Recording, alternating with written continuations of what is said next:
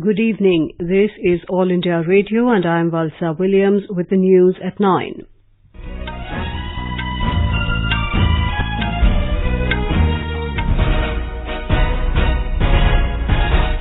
The headlines. Maldives confers its highest civilian award, the Order of the Distinguished Rule of Izzudeen, on Prime Minister Narendra Modi. Prime Minister addresses Maldivian Parliament, calls for an international treaty on terrorism. Government notifies extension of PM-KISAN scheme to all farmers. Andhra Pradesh Cabinet expanded, 25 ministers sworn in. Monsoon hits Kerala coast after a week's delay. In ICC Cricket World Cup, England set a victory target of 387 for Bangladesh at Cardiff.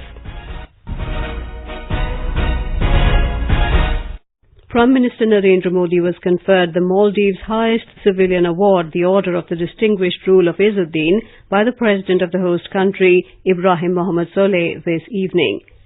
The Maldives says the award is in recognition of the many services Prime Minister Modi has offered to cement the long-standing and amicable ties between the two countries and for the magnanimous assistance that the Indian government continues to provide to the Maldives under his stewardship. Later addressing the Majlis, the Maldivian Parliament, Prime Minister Modi emphasized the need for an international treaty to deal with terrorism. He appealed to humanists to have a time-bound global conference and a comprehensive system to tackle terrorism. आतंकवाद की state sponsorship सबसे बड़ा खतरा बना हुआ है। यह बहुत बड़ा दुर्भाग्य है कि लोग अभी भी गुड टेररिस्ट और बैड टेररिस्ट का भेद करने की गलती कर रहे हैं। कृत्रिम मतभेदों में पड़कर हमने बहुत समय गंवा दिया। पानी अब सर से ऊपर निकल रहा है। आतंकवाद की चुनौती से बली प्रकार से निपटने के लिए सभी मानवतावादी शक्तियों का एकजुट होना जरूरी है। Mr. Modi called upon Maldivian Parliament members to work towards combating terrorism and climate change, besides maintaining peace and calm in the Indo-Pacific region. मैंने क्लाइमेट चेंज का उल्लेख किया। इसमें संदेह नहीं, इस सच्चाई को हम रोज जी रहे हैं।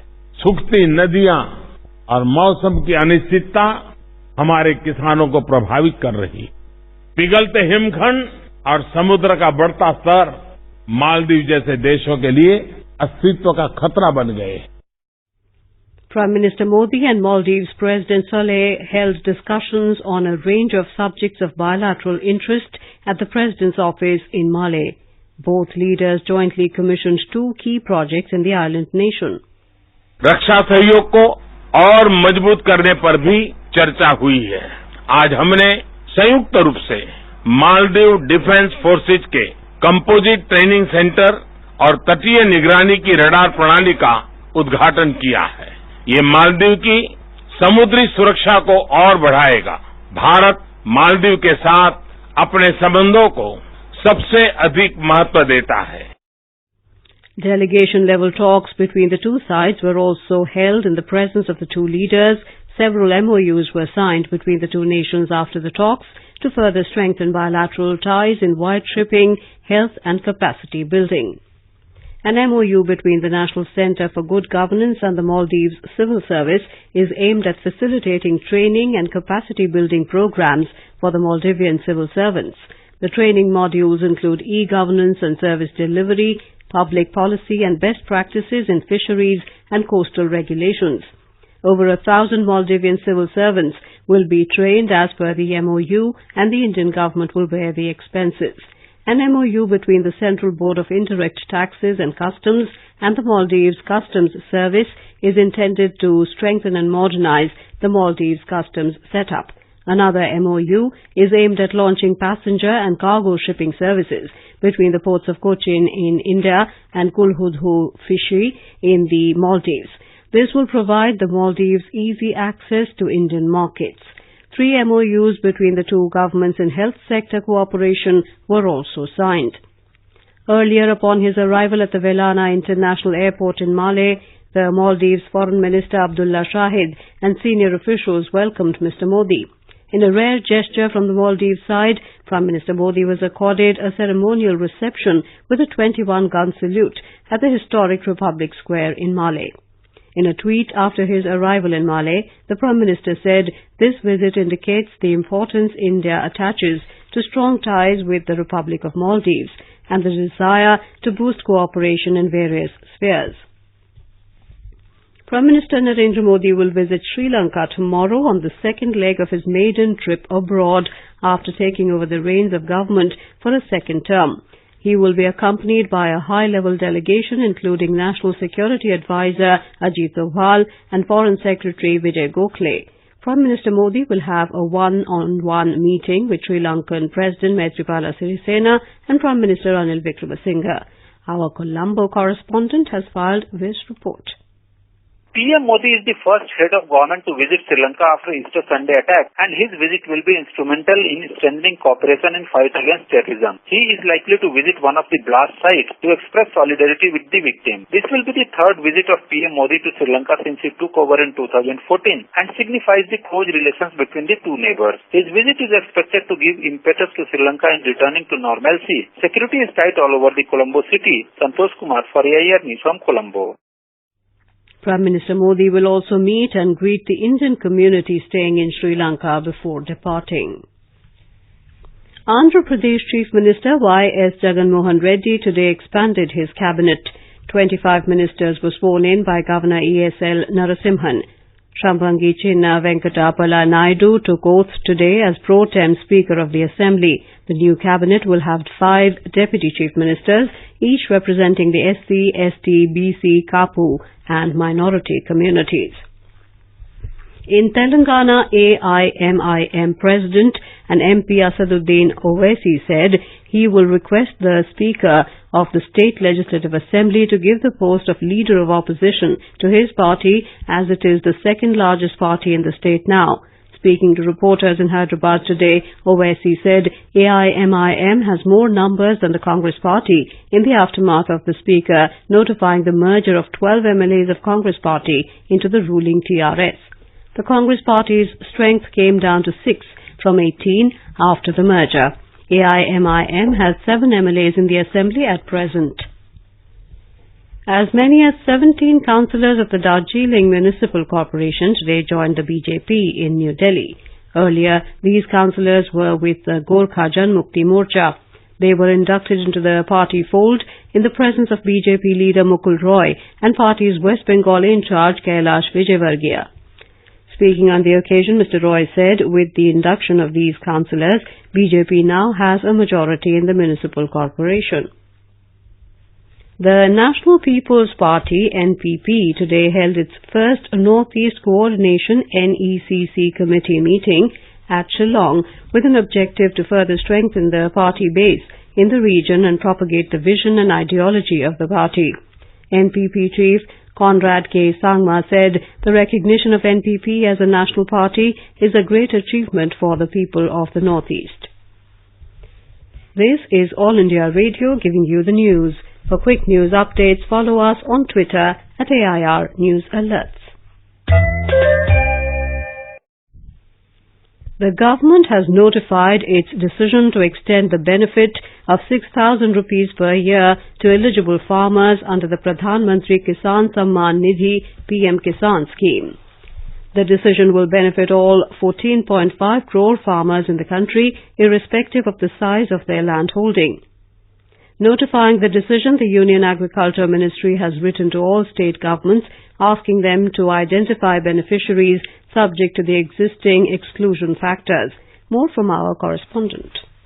The NDA government took this historic decision in the first meeting of Union Cabinet after assuming office last month. In its manifesto for 2019 general elections, the BJP had promised to extend the scheme to all farmers. PM-KISAN scheme was announced in the interim budget, under which the government decided to provide 6,000 rupees per year to about 12.5 crore small and marginal farmers. Now, the revised scheme is expected to cover 2 crore more farmers with an estimated expenditure of over 87,000 crore rupees in the current financial year. With Saubhagyakar, Anand Kumar, AIR News, Delhi.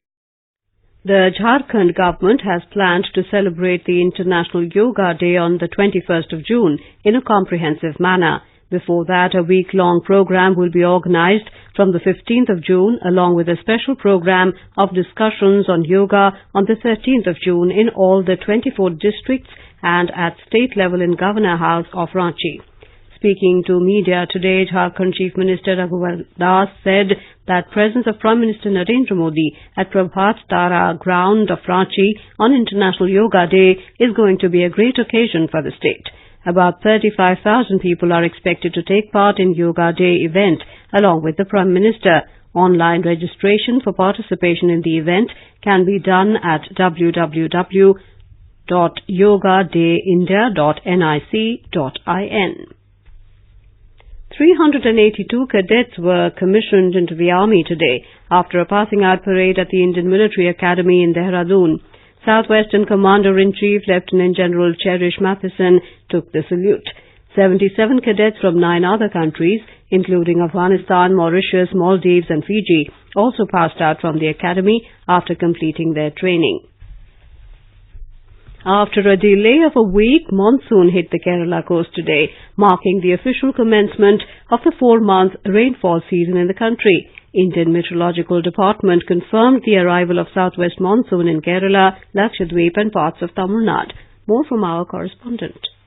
As monsoon arrived, several parts of Kerala have started receiving good amount of rainfall. Met Department predicts heavy rainfall in the coming days. Orange alert have been declared in Ernakulam, Malappuram, Thrissur and Kozhikode districts. Control rooms will be opened in these areas. Further, the Met Department withdrew the red alert which was declared earlier in the state. Mayusha for AR News from Thiruvananthapuram. In Afghanistan, the Taliban killed at least 14 members of a pro-government militia in an attack on security checkpoints in the western Ghor province. Government officials said 7 members of the militia were injured in the attack last night. The condition of 2 of them is said to be very critical.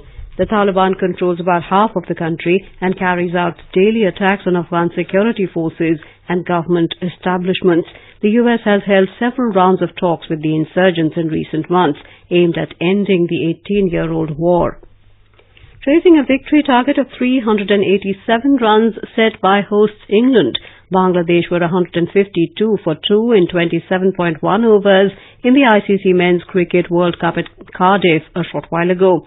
England made 386 for the loss of 6 wickets.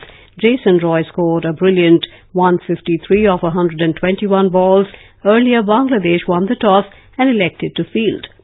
The match between Afghanistan and New Zealand at Taunton, which was interrupted due to rain, has now resumed. Put into bat, Afghanistan were 99 for 4 in 22.2 overs when rain stopped the play. India will take on Australia at the Oval at 3 p.m. tomorrow. World number 1 Novak Djokovic's bid to hold all 4 Grand Slam titles at the same time was ended by Dominic Thiem in the French Open semi-final this evening. Thiem beat the 32-year-old 6-2, 3-6, 7-5, 5-7, 7-5 in the semi-final, which began yesterday but was interrupted by bad weather 3 times. The 4th seed will face 11-time champion Rafael Nadal in the summit clash tomorrow. The women's singles final between Czech teenager Marketa Vondrousova and Australian Ashley Barty is underway.